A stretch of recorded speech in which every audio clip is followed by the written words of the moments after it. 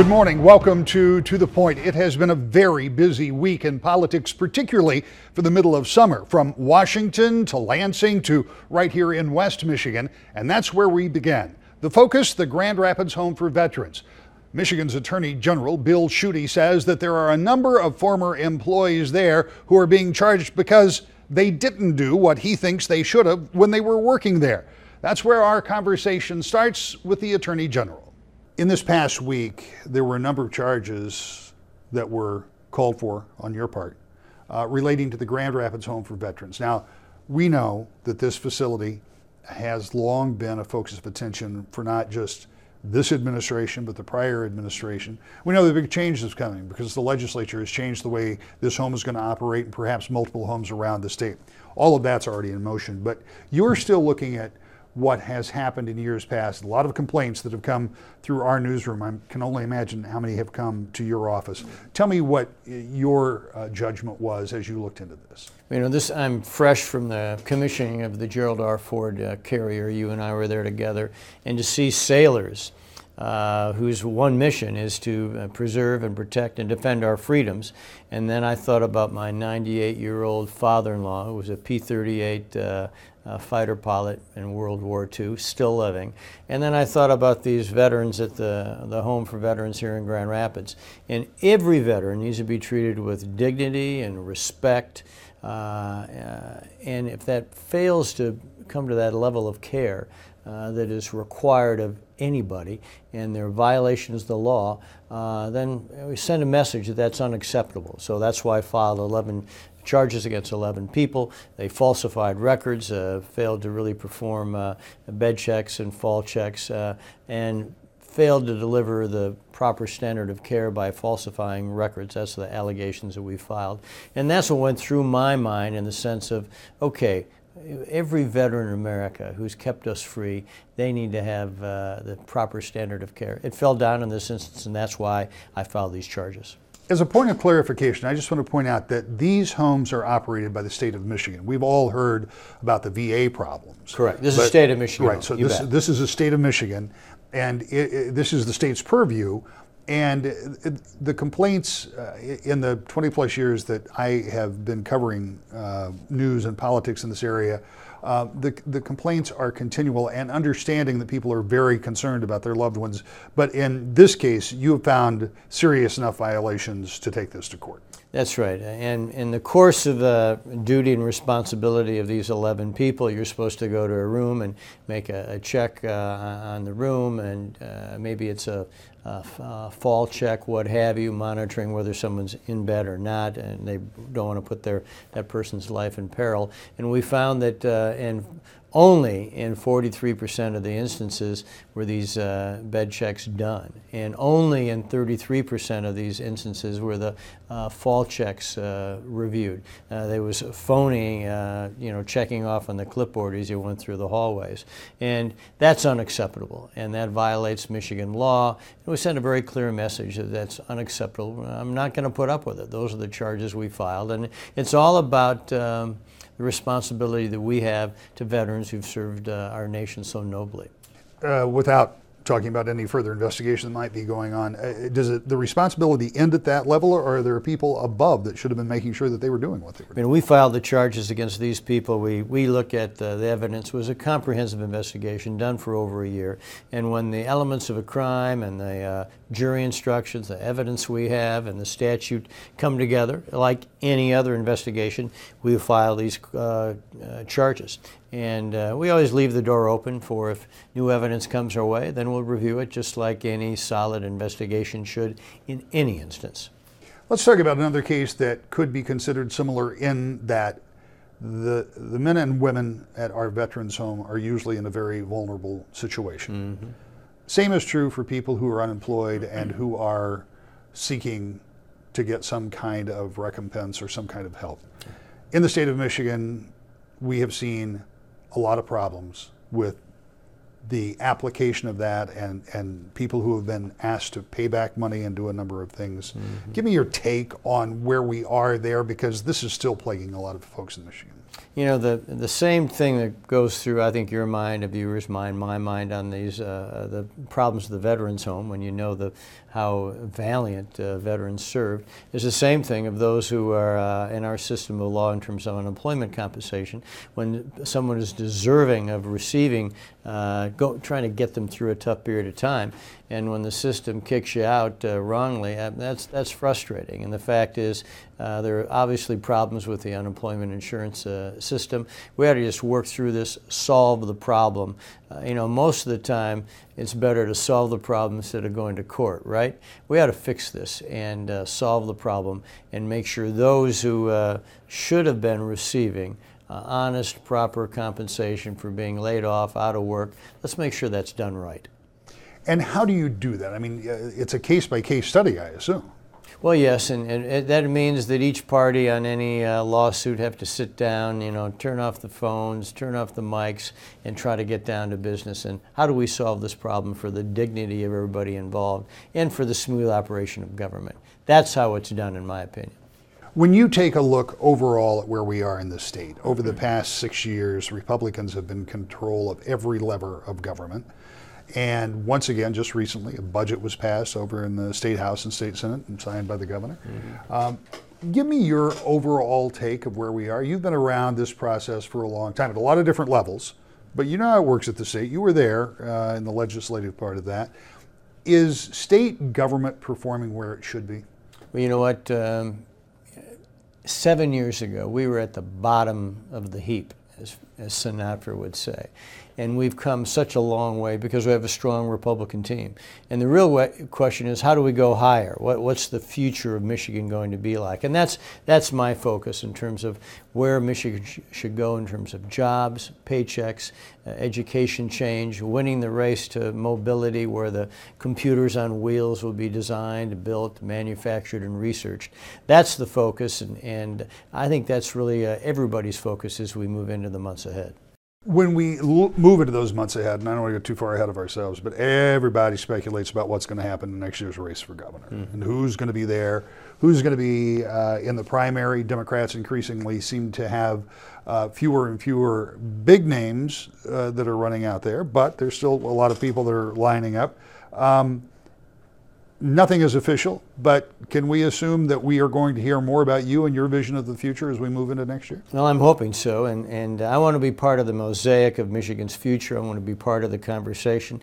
You know, I think the Democratic nominee for governor will be more and more to the left. The radicalized efforts of the Democrats and this nonsense they call the resistance, and the harshness and sharpness and the tone that the Democrats level at people. I think people in Michigan want maturity, experience, good judgment, and I think I have the skills to offer that, and we'll talk more about that in the days, months to come. But the real focus is about more jobs, more paychecks, and you know, Bernstein's a good guy. Who withdrew from the race for governor on the Democratic side. I called him up, and it was a hard decision. He's a good guy. And so you'll have a couple folks on the Democratic side, the Republicans. We need to make sure that we send our toughest, strongest, fiercest warrior, so that with judgment and maturity and experience, to make sure we have more jobs, have more paychecks, better schools, and make sure that Michigan is the mobility state of the world in years ahead. As you heard the Attorney General talk about his future, it seems likely that he will be a candidate for governor next year, but so far he hasn't made that official. We'll continue to follow that, and we'll continue with more To the Point. Welcome back to the Point. As I told you at the beginning of the show, it's been a very busy week politically. You wouldn't expect it in the middle of summer. By now, you would expect everybody would be on summer break, but in Washington, they're still keeping busy. Of course, the big focus has been the health care debate, but while all that's going on, Congressman Fred Upton tells us that there's a lot of bipartisan support for some very big issues that are being passed with big numbers. You don't hear as much about that, but recently we sat down and had that conversation with Congressman Upton. You and the House have been working on a number of things. One of those was the FDA reauthorization, Food and Drug Administration. That's a big deal because it deals with a lot of businesses in your district and here in the state of Michigan. Well, that's right. This is a jobs bill. So we did, by a voice vote last week, we passed bipartisan legislation that allows for user fees on the drug and device industry. So what does this do? Well, for us in Southwest Michigan, we have Pfizer, we have Stryker, we have Perrigo, and as they get new products approved by the Food and Drug Administration, which you have to have, there has been an arrangement for, maybe the last 15, 20 years or so, where the industry themselves say, we know that it's very complex, looking at these new formulas and, the impact and the trials, clinics and all of that. And the bureaucrats don't always have the expertise to do this. So we, the industry, will provide some more money up front, allowing the agency, the Food and Drug Administration, then to hire folks that they can actually retain versus stolen away because of much higher salaries in the private sector, to help the approval then of those drugs and devices. The difficulty is that, of course, with all legislation, usually there's a sunset. There's a period that it expires. These are 5-year bills. And so it was very important as we underwent the hearings earlier this year. The word was out by the FDA. They said, if you don't get this bill to the president by the end of July, we're going to have to riff or fire, let go, all these different people that are funded by the user fee, because we can't guarantee that it'll continue. We can't operate without those funds. So it's important now that the House has passed their bill, that the Senate literally in the next 2 weeks say, let's go. We can't allow these folks to be laid off at the Food and Drug Administration and simply really stop the approval process in its tracks. So hopefully this will happen, and obviously it means a lot of jobs here in Southwest Michigan. It's separate from, but it ties into the 21st Century Cures Act. It does, yep. It does. So 21st Century Cures, expediting the approval of FDA for the approval of drugs and devices, was hugely important, and it was coupled, of course, with $45 billion in additional health research money. But already part of that process that we've had for a long time now was the user fees, where the companies themselves coughed up money to try and make sure that we had the expertise within the agency itself to make these approvals. So the two go together. So the Senate will need to get that passed and to the White House in relatively short order. They've got to take it up. We're hoping that we pre-conferenced this. Again, it was bipartisan. It was unanimous in the Energy and Commerce Committee. And, we had a unanimous voice vote on the House floor this last week. So there's no reason to think that the Senate just can't take up the House-passed bill, send it right to the president, where he'll sign it into law. Let's talk about something the House has been working on. And quite frankly, I would think virtually every member of any legislative body in this country has had at least some discussion. I know here at the state level they have, and you have too, and that's human trafficking. And it is a problem in this country that I think many people don't understand how broad and how pervasive it is, and that it happens everywhere, no matter what you think. Every community, urban and rural, and for us dads, it's just so sick. It's both boys and girls. I mean, it's just really awful. Sex trafficking has actually increased over the last couple of years, and particularly for us. I mean, us in Michigan. We have Indiana, we have Ohio, we have, I guess you could say, Wisconsin on the other side, but we have Canada. I mean, we are, just because of state jurisdictions and law enforcement prohibitions, often, particularly the interstate trafficking of kids has been on the upswing. And so we have worked in a bipartisan basis for stronger penalties. We started the Amber Alerts years ago. I mean, that was really part of this thing, just trying to get the word out. But we've now passed bipartisan legislation, again by voice vote. Everyone's on board, particularly the folks in the Judiciary Committee. I mean, our committee's been a little bit involved just because of the interstate stuff, but let's face it, it's the Judiciary Committee that can impose stronger penalties, get more federal support for our local folks. But we got to do all that we can, and obviously too. I mean, with the migration of families and kids from some of the countries south of the border, again, they've been victims of the sex trafficking, which is so sick. When you think about the repugnant nature of this activity, and you wonder how it can be perpetuated, it can't be perpetuated without people participating.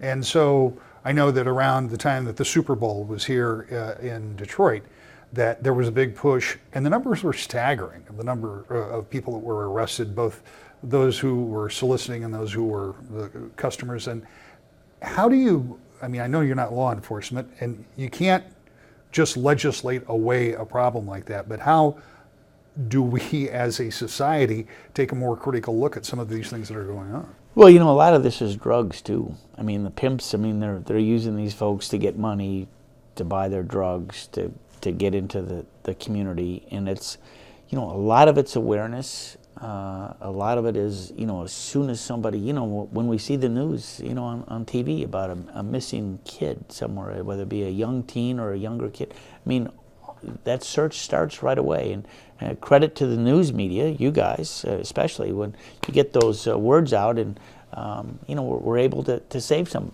folks. The Amber Alert, the 911, all those things are part and parcel of a better system to try and find these kids before they really get sucked up. But at the same time, you got to have tougher penalties, and you got to make sure that there's the funds for law enforcement to be able to do their job. Let's talk a little bit about one more act that I believe you worked on, the National Defense Reauthorization. That was something you did late last week. We passed that last Friday. Tell the viewers what that does and why that's critically important. It's part of the constitutional obligation of the legislature, of course. Well, of course, it's in the Constitution, the strong national defense.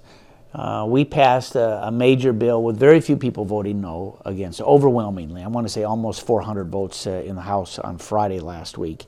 But it does everything. Pay raise for the troops, levels of funding for the different branches of the services, missile defense, ships and planes and readiness, all those things. And it was great. Often you read about the division and the fighting and all this. This was, 400 votes. Maybe 20-some people might have voted against it at the end of the day. But it sends a strong signal to those that serve and to those families that, in fact, we got your back. But we also know that this world is a more complex place than ever before. Take a look at North Korea. You look at the Russia with what's happened in the Ukraine. You look at the Middle East. You look at, terrorism around the world, different sites. We rely on our folks that serve. And it's important that we pass bipartisan legislation to deal with this. Now, what the Defense Authorization Bill does is that's really the nitty-gritty of every decision. This is a complex bill. Lots of hearings, lots of debate, a whole week on the House floor. We had, I think, a couple hundred amendments that were filed. A number of them were resolved by a voice vote. But at the end of the day, that sets the stage then for the defense spending bill. Remember, we have an authorization and an appropriation. They work together, and so this is the real glue in all the different pieces that make up the defense spending bill, which is $600 billion. We're going to step back for a moment and try to think about what you just said. 400 some votes at full speed. You're 435 members. Yep.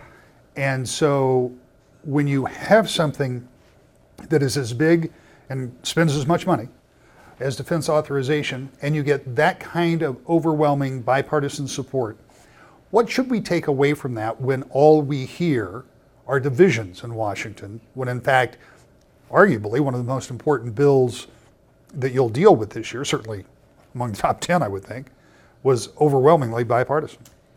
Yeah, well, it's, sometimes there's just a focus on, what divides us. That gets the people on this, screaming sets, what's going on. This is a bill that had a lot of hearings. The chairman, Mac Thornberry, is a calm, cool, collected guy who cares a lot about readiness. He's been all over the world visiting our troops, whether they be in the foxhole someplace or North Korea or whether it be in military hospitals, all of those things. And at the end of the day, he got a bill out that virtually every single person on the Armed Services Committee voted for. I think that it was a unanimous recorded vote at the end. The process by our leadership, I thought, was fair. 400 amendments, particularly from people that were not even on the committee, some that were, on a variety of different topics. And we debated those. We were in late all last week. We had, 40-some recorded votes, I think, on amendments that actually someone wanted a recorded vote on versus a voice vote. And, proof was in the pudding when we got nearly 400 votes on final passage, and sends the signal to the Senate to do your job too. Thanks to both of our guests this morning. When we come back, something special. It was just about a week ago that something happened in Virginia that hasn't happened for a very long time. When we come back, a look at the commissioning of the USS Gerald R. Ford. To the point. Last week at this time, I was flying back from Norfolk, Virginia after the commissioning of the USS Gerald R. Ford. It was an amazing experience, and this morning, just a few minutes to give you a taste of what it was like as the world's newest aircraft carrier came to life. Welcome to Naval Station Norfolk and the commissioning of United States ship Gerald R. Ford. This extraordinary ship brings 6 acres of sovereign American soil and 75 combat-ready aircraft to any troubled area in the world. Thank you for allowing each of us the privilege to serve our nation while proudly bearing the name Gerald R. Ford.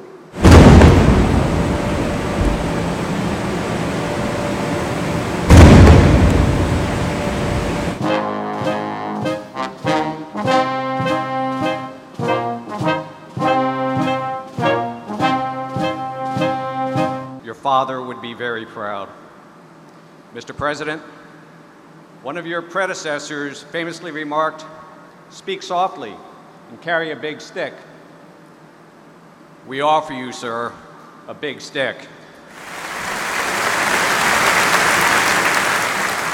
I'm thrilled to be back on this magnificent ship for this historic moment with the amazing men and women of the United States Navy.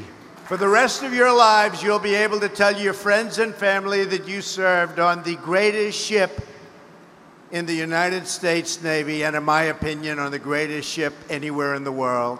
I hereby place United States ship Gerald R. Ford in commission. May God bless and guide this warship and all who shall sail in her. Hoist the colors and the commission pennant.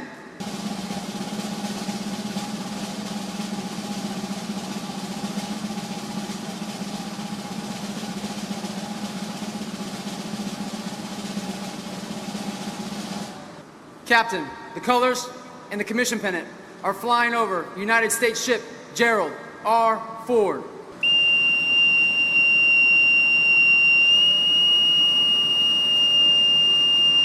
Officers and crew of the United States Gerald R. Ford, man our ship and bring her to life.